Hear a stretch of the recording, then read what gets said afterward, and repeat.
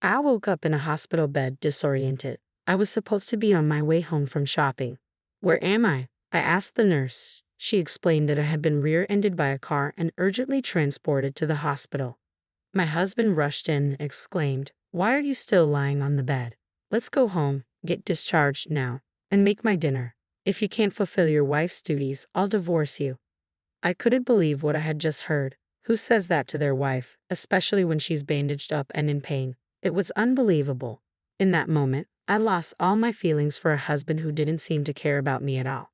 I started preparing to leave him. He was certain that I, as a housewife, couldn't possibly divorce him. Little did he know, he would be the one struggling if I brought up divorce. My name is Lisa. I became a housewife after marrying Daniel, following his wish. I never disliked my job, and my hard work had started paying off, putting me in an important position with talks of a promotion and reshuffle ahead. When I shared the news of the promotion with Daniel, he immediately insisted that I become a housewife after marriage, convinced we could get by on his salary with some savings. Overwhelmed by his passion, I quit my job. My coworkers and bosses were disappointed, but it was important for me to align with Daniel as a couple. After I quit, Daniel started to assert his superiority because he was the breadwinner, reminding me that I couldn't live without him. Looking back, he probably pushed for me to quit because he feared I might earn more than him with the promotion on the horizon.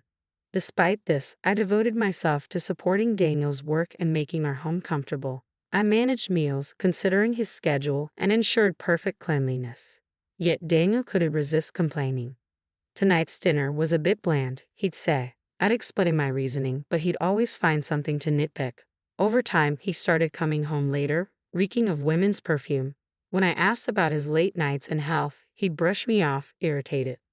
"I have a lot going on at work," he'd snap. "What exactly are you doing during the day?" I felt compelled to justify my every move, detailing my chores and activities.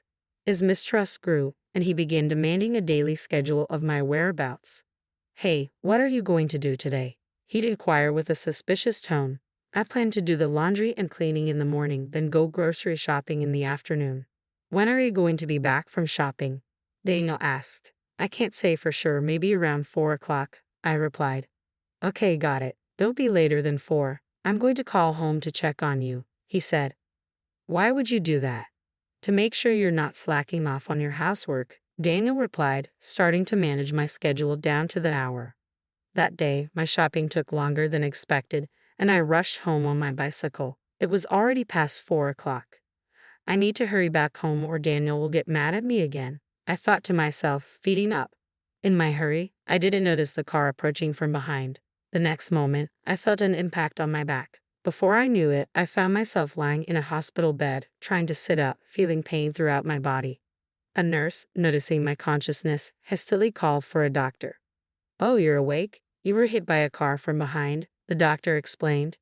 According to him, I was rear-ended while riding my bike, fainted unconscious from the impact, and an ambulance brought me to the hospital. Fortunately, there was no bleeding or head injury, just full body bruises. Though I was in pain, there were no fractures or lasting damage, and I was told I could be discharged in a few weeks. Relieved, I checked my phone and saw a slew of missed calls from Daniel. "I need to call Daniel. He must be worried sick," I muttered to myself. The nurse quickly intervened, saying, "I've already notified your husband." Unfortunately, he couldn't pick up the call, so I left a message on his voicemail. "I might have made him worry," she explained. "Your wife was in a car accident and has been urgently transported to our hospital." The nurse had left that message in her voicemail, prompting me to call my husband. "Hey Daniel, it's me, Lisa. What the hell are you doing? Why aren't you coming home?" I asked urgently. I did listen to the voicemail. "You're awake now, right? So you can come home, can't you?" Daniel replied impatiently. "I can't come home. I was in a car accident. I'll be staying in the hospital for a few weeks," I explained, hoping he would understand the severity. "If you're being hospitalized, what?" Daniel's voice trailed off, and it seemed he had assumed my injuries weren't serious. "I'm coming right now," he abruptly said, and hung up. An hour later, Daniel burst into my hospital room. "Lisa," he exclaimed. I felt relieved to see him, but his next words left me frozen. "How long are you going to lie there?" "Let's go home," he demanded. "What? Go home? What on earth are you saying?" I couldn't hide my confusion as I responded. I can't go home. I was in a car accident today, I reminded him. Just because it was an accident doesn't mean you're knocking on death's door. You're fine. Discharge yourself immediately and make my dinner, he insisted, his tone growing more impatient. Can't you see these bandages? How do you expect me to cook in this state? I protested. You're overreacting with this hospital stay. I bet if I hadn't come to fetch you, you'd just be lazily lying on the bed. Here I am, worn out from work, and you won't even cook dinner. That's unacceptable as a wife, Daniel retorted sharply. Look, the hospital says I need to stay for a few weeks. It's not about being lazy, it's about getting necessary treatment, I insisted. Use any excuse you want, but if you think I'll let you off the hook for housework, you're wrong. If this isn't working for you, I'm okay with getting a divorce, Daniel retorted. That's ridiculous. I can't possibly do housework in this state, I argued. Well then, divorce it is, he said coldly. Daniel seemed to care more about having his housework done than the fact that I had been in a car accident. I felt myself falling out of love with him quickly. Having discovered his true feelings, I made up my mind on the spot. All right, I said. Hearing this, Daniel smirked, seemingly victorious. That's right, you should understand that my word is law. Seeing me still not trying to move, Daniel started to lose his patience. Hey, how long are you going to keep lying around? Start getting ready to leave. Just as Daniel tried to forcibly get me up, the doctor entered the room. What on earth do you think you're doing? He demanded. I was just about to take her home, Daniel responded. Upon hearing this, the doctor became livid. What nonsense. There's a thorough examination scheduled for tomorrow, so she's not allowed to leave. Hearing this, Daniel scoffed at me. If there's an examination and I'll wait 2 or 3 days, I'll stay at my parents' house in the meantime, so make sure you're home by then. As Daniel left the room, I watched him go with a cold gaze. Then I called my lawyer. I didn't have a single shred of affection left for him. Hello, I would like to proceed with that matter, I said, calling my lawyer from the hospital bed. I continued making a few more phone calls, steadily preparing for what was to come. 3 days later, Daniel called my cell. Lisa, why the hell aren't you home yet? He demanded. Are you back home from your parents' house? I asked. Yeah, I am, he grumbled. The examination's over, isn't it? Then stop lounging around and get back to the chores that have piled up. Daniel didn't even bother to ask me about the medical test results. He didn't seem to care about my health one bit. Daniel, you've been staying at your parents' place all this time, right? I asked calmly. I told you already, didn't I? So what? Did you happen to check the mail sent to your parents' house? I inquired. Mail? What on earth did you send? He asked, sounding confused. Divorce papers, I said. In fact, I had a lawyer send the divorce papers, already signed by me, to Daniel's parents' house. The divorce papers, he repeated, surprised. Why are you surprised? You were the one who said, let's get a divorce, weren't you? I reminded him. Daniel sighed as if mocking me. I never thought you were that stupid. Do you think you can live on your own after divorcing me? Who provides for you? My decision was definitely the right one.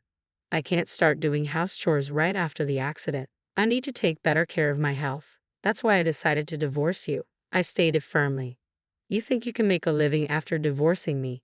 You rushed into this decision. Daniel laughed loudly and then hung up the phone. But Daniel had no idea what was coming next. The following day, his parents rushed to the hospital in a panic. We saw what our son has done. It's terrible, they said as they entered my hospital room, bowing their heads in apology. No, it's not your fault, I replied calmly. You're right, the person who needs to apologize is Daniel himself, my father-in-law said. He immediately called Daniel. Come to the hospital immediately, he ordered. Daniel, not understanding what was going on but hearing the seriousness in his father's voice, arrived in my room within minutes. Dad, what's going on? Why'd you call me here?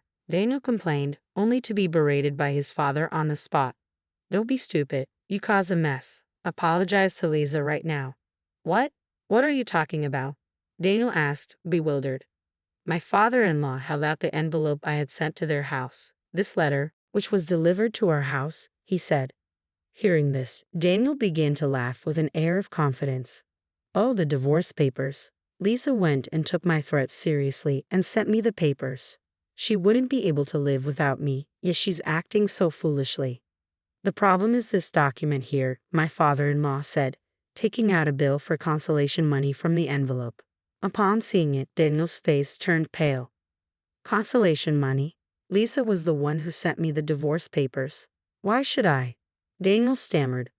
I'd be the one to pay consolation money. She abandoned her duties as a wife, checks herself into a hospital, and I'm the one who owes consolation money.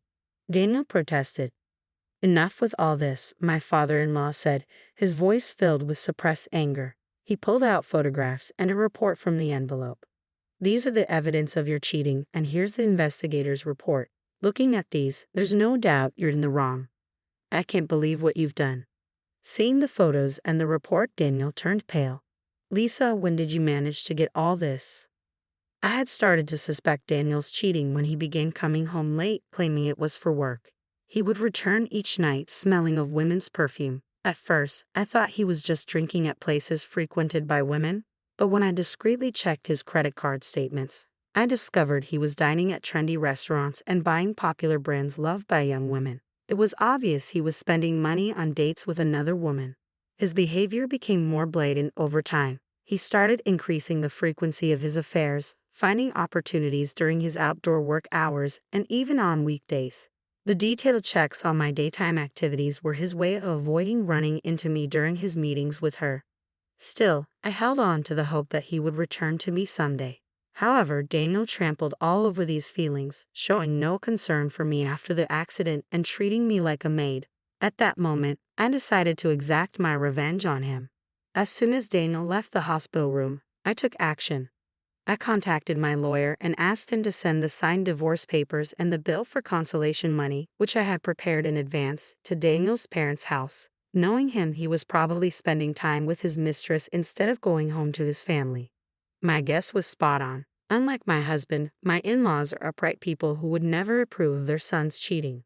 Sure enough, upon receiving my letter, my father-in-law and his wife were quick to rush to my hospital room.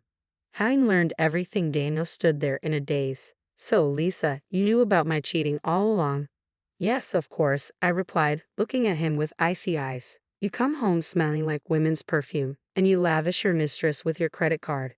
It's so obvious it would be strange if I didn't notice. Plus, all your phone notifications were visible to me, so I knew exactly when and where you were meeting your mistress. Thanks to that, it was easy to gather evidence. I'm sorry, I was just tempted. I wasn't serious about the divorce. I thought you would come back home right away, Daniel stammered. Even if you weren't serious, I am. I don't want to continue a marriage with a husband who doesn't even worry when his wife has an accident and tries to make her do household chores. You were having fun with your mistress while I was hospitalized, weren't you? I accuse. Hold on, calm down. You're a housewife, right? You wouldn't be able to make a living if you left me. Don't be stubborn. Just let the past be water under the bridge, Daniel pleaded. Excuse me, there's no way I can just let it slide. I became a housewife because you wanted me to. If I get divorced, I'll start working right away. I won't rely on you anymore, I asserted. Start working right away? How long do you think it's been since you quit your job? Your previous company has definitely found your replacement by now, he scoffed.